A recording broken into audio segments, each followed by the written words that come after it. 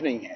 ان کی صحت بالکل ٹھیک ہے, معمول کا ایک چیک اپ ہوا ہے, ہم درخواست دے دیں گے کہ جو ان کے ذاتی معالج ہیں وہ بھی ان کو دیکھ لیں, لیکن ان کی صحت کے حوالے سے کوئی شکایت نہیں ہے.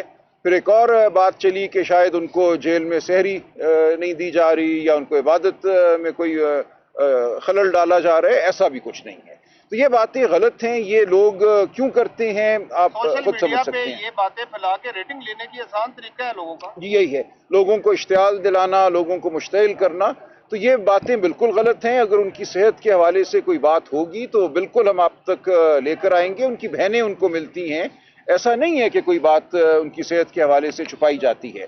تو اس حوالے سے بالکل آپ مطمئن رہیے. راجہ صاحب, آپ کے اپنے منسٹر سیف جو ہے وہ خان صاحب کے بارے میں اس طرح کی باتیں کر رہے ہیں کہ ان کو جیل کے اندر ان کی سہولیات نہیں جا رہی, ان کو نماز نہیں پڑھنے دی جا رہی, تو ان کی صحت ٹھیک نہیں ہے. کیا ان کو کون سی ایسی ان کے پاس چیز ہے جو وہاں پر ان کی چیزیں پہنچ رہی ہیں؟ دیکھیں, میں نے تو عرض کر دیا نا کہ جو میں نے آج معلوم کیا ہے, جو مجھے نظر آیا ہے, ایسی کوئی بات نہیں ہے. خان صاحب بالکل ٹھیک ہیں. ظاہر ہے جیل جیل ہوتی ہے, جیل کوئی آسان جگہ نہیں ہے, وہ قوم کی خاطر جیل میں ہیں. لیکن یہ کہنا کہ ان کو کوئی جسمانی سطح پہ کوئی دشواری ہے یا عبادت یا خوراک کے حوالے سے ہے, یہ غلط ہے. سلمان صاحب یہ بتائیے گا کہ آج خان صاحب نے کوئی انتظامی معاملات میں جی خان صاحب نے بتائیے گا.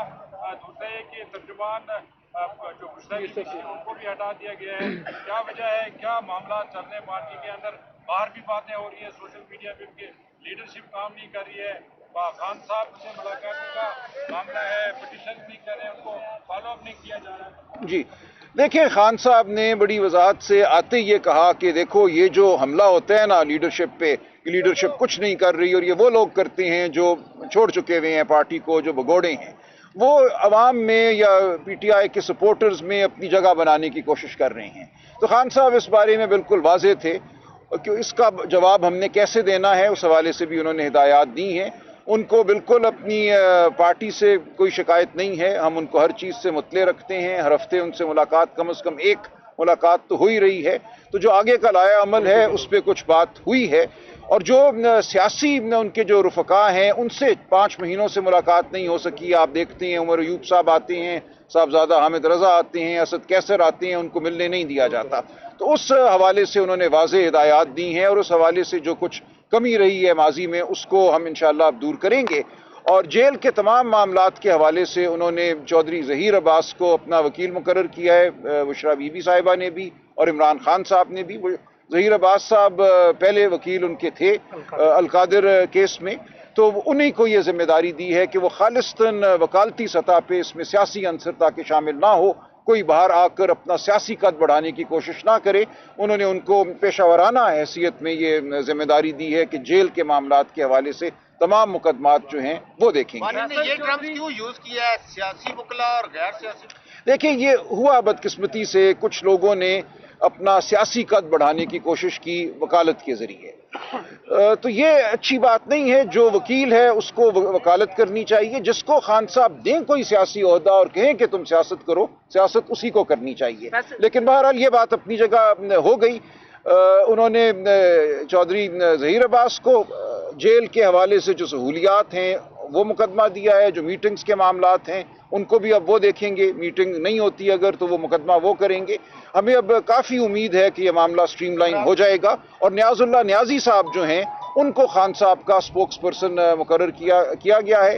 اڈیالہ کے باہر اب وہ بات کیا کریں گے. خان صاحب کی کوئی خصوصی اگر ہدایت ہوگی تو نیاز اللہ نیازی صاحب کے ذریعے آپ تک پہنچے گی. سلمان صاحب یہ بتائیے گا فیصل چودھری کا مستقبل کیا ہوا اور مشال یوسف زئی کا کیا بنا؟ دیکھیں, بشرا بی بی نے اپنے 4 جو ہیں فوکل پرسن کہہ لیں وہ مقرر کیے ہیں. نعیم پنجھوتا صاحب ہیں, جی مبشر صاحب ہیں, خالد چودھری صاحب ہیں اور رائے صاحب, جی اور رائے سلمان صاحب. ان 4 کو بشرا بی بی نے اپنا سپوکس پرسن مقرر کیا ہے. خان صاحب نے نیاز اللہ نیازی صاحب کو کیا ہے.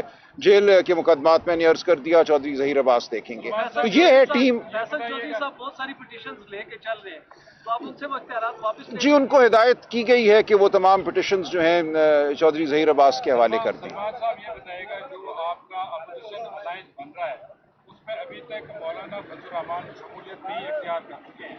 اب خبریں یہ آ رہی ہے کہ مولانا فضل الرحمان نے गारंटी मांगी है।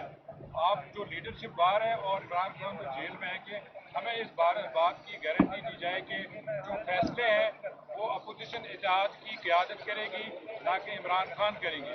इस पर कोई बात हुई है खान साहब से?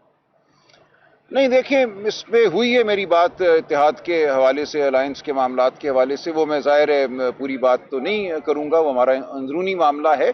लेकिन मौलाना फजल रहमान साहब की हम इज़्ज़त करते हैं, हम चाहते हैं कि वो इस अलायंस का हिस्सा हों।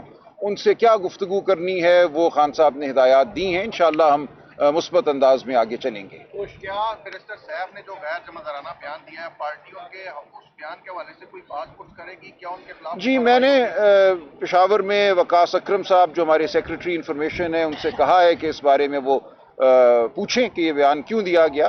उनका जवाब आएगा तो आगे देखेंगे। बहुत शुक्रिया जी, बड़ी